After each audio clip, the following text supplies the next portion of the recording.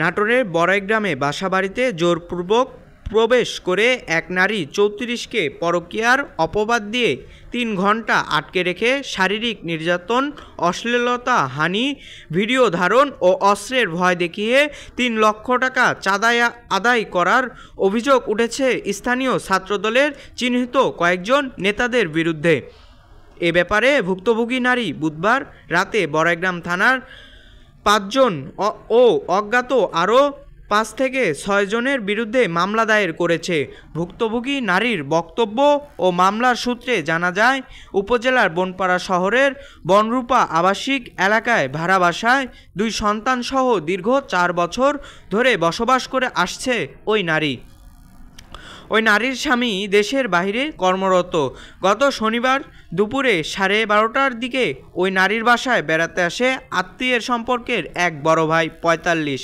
এ সময় পাশের ফ্ল্যাটের বসবাসকারী স্থানীয় ছাত্রদল নেতা রনি মোবাইল ফোনে তার সহযোগী বনপাড়া পৌর ছাত্রদলের যুগ্ম আহ্বায়ক ইকবাল হোসেন সহ ছাত্রদল নেতা কর্মীদের ডেকে আনে।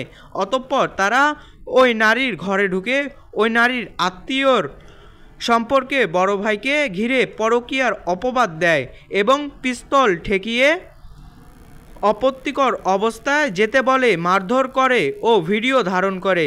এক পর্যায়ে মিডিয়ার লোক ডেকে আনবে, ভিডিও ভাইরাল করবে, এর ভয় দেখিয়ে তারা ১০ লক্ষ টাকা চাঁদা দাবি করে। এই চাঁদা দেওয়ার ক্ষমতা তাদের নেই এমন অপরাধতা স্বীকার করে পা ধরে মাপ চাইলেও তারা যে কোনো উপায়ে হোক চাঁদার টাকা দেওয়ার জন্য শারীরিক নির্যাতন চালাতে থাকে।